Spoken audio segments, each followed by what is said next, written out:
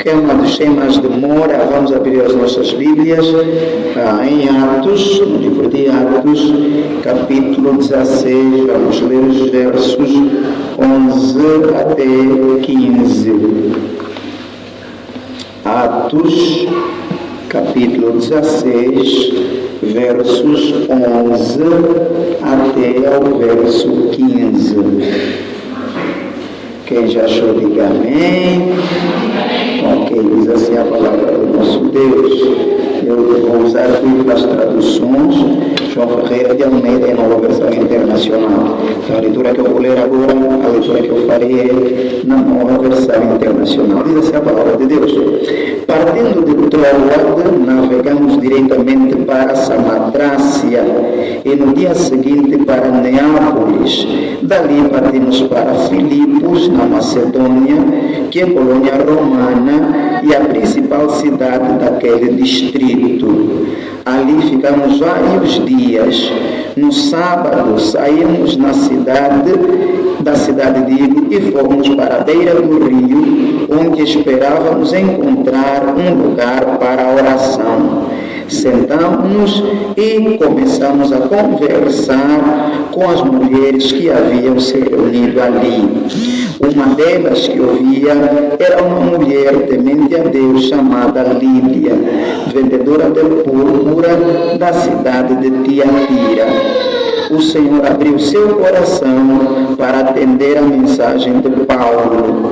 Tendo sido batizada, bem como os da sua casa, ela nos convidou, dizendo: seus senhores me consideram uma crente no Senhor, venham ficar em minha casa.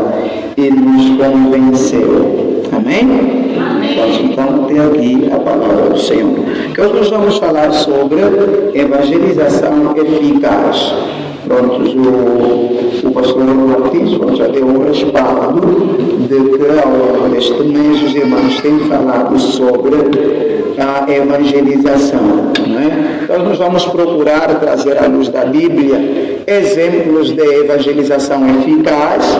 Havia o pastor também lançando desafio aos irmãos, onde são as pessoas que já evangelizaram, não é? Durante esse tempo tem ido ao campo e se esperava que algumas pessoas já estivessem cá. Então a ideia de evangelização eficaz é isso, quer dizer, um evangelismo que resulte de facto. Como é que nós podemos evangelizar e ganhar pessoas para Cristo? Pronto, o tempo pode ser, vamos assim dizer, um tempo demorado, tempo indeterminado. Pode ser que a pessoa aceita Jesus, melhor, ouça o nosso evangelho, vem logo, pode ser que dure algum tempo, mas a questão está na eficácia. Como é que nós podemos ter um evangelismo eficaz? E essa passagem bíblica conta-nos a história do evangelista, do missionário que fez exatamente um evangelismo eficaz. Quando nós falamos sobre evangelismo ou evangelização, que tem a ver com a pregação do evangelho, e missões, em termos técnicos, eles até podem ser diferentes. Nós podemos diferenciar evangelização de missões.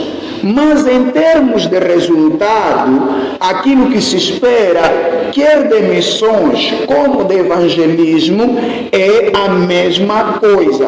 O que se espera é que se façam discípulos.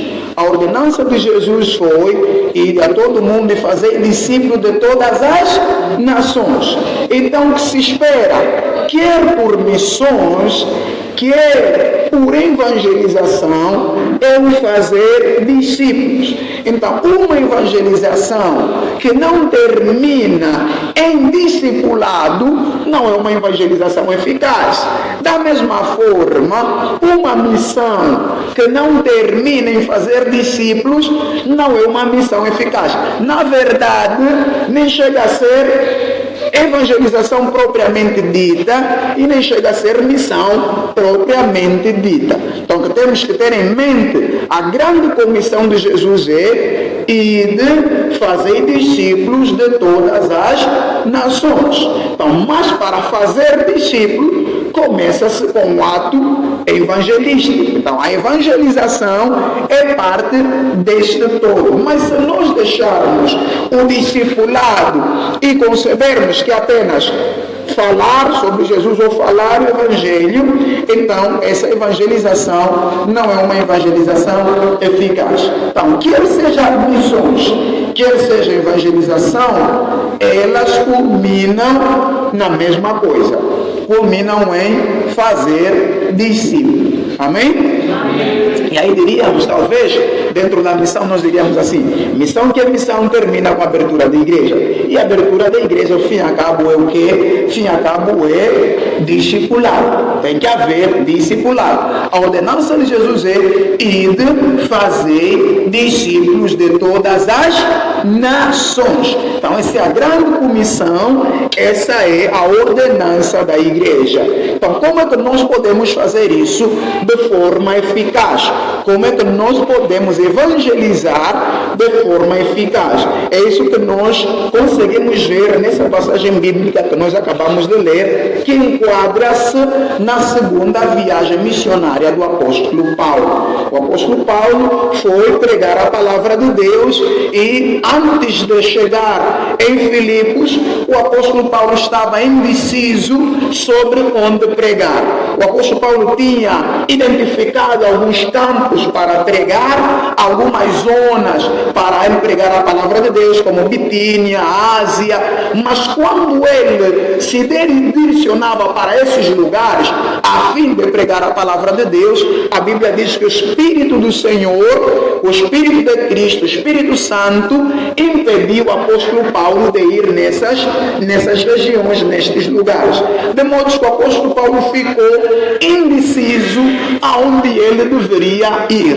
Então ele estabeleceu-se em Troade, e lá em Troade, através de visões, o Espírito Santo lhe mostrou onde ele deveria pregar o Evangelho. Lhe mostrou o campo onde ele deveria pregar. E a Bíblia diz, os versículos anteriores a isso que nós lemos, que o Paulo, enquanto dormia, apareceu-lhe em visão um homem da Macedônia, e o homem rogava a Paulo, passe para nós, vem para cá, ajuda-nos. E aquele homem nem era cristão, era apenas a visão de que aquele lugar era o lugar que necessitava a pregação do Evangelho naquele exato momento por parte do apóstolo Paulo. Então, tendo essa visão, Paulo e a sua equipa foram então a Filipos, que é a principal cidade, que era a capital provincial daquele distrito, daquela província romana. Quando nós lemos, por exemplo, a carta de Paulo aos Filipenses, a igreja de Filipenses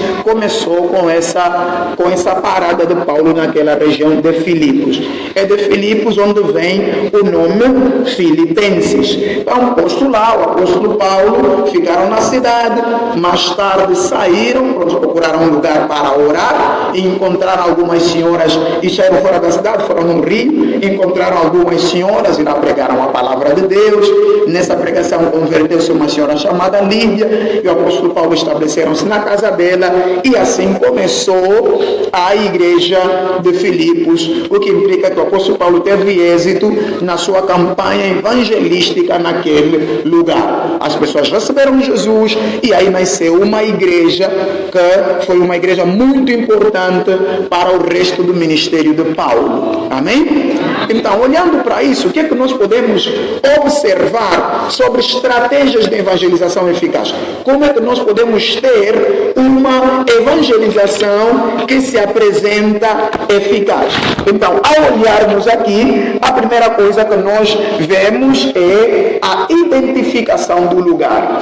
Se nós queremos evangelizar de forma eficaz, nós temos que identificar o lugar onde nós queremos evangelizar. Okay? A identificação do lugar é o primeiro passo. O apóstolo Paulo, depois daquela indecisão, Deus lhes ajudou a identificar o lugar. O lugar da evangelização é aqui. Jesus Cristo, antes de começar o seu ministério, Jesus Cristo identificou onde começar. Jerusalém, melhor, Judeia era grande, Israel era grande, então Jesus Cristo teve que começar em um lugar. E a Bíblia diz que Jesus Cristo começou na Galileia, na região da sombra da morte, no lugar daquela gente que era chamada de Galileia dos gentios. Mateus diz, na região da sombra da morte, foi o lugar onde Jesus começou a evangelizar. Então, se eu quero ter um evangelismo eficaz, quero evangelizar de forma eficaz, a primeira coisa que eu tenho que fazer é identificar o lugar onde evangelizar. Onde é que eu vou começar a evangelizar? Jesus Cristo identificou o lugar onde começaria a sua campanha evangelística. Aleluia! Amém.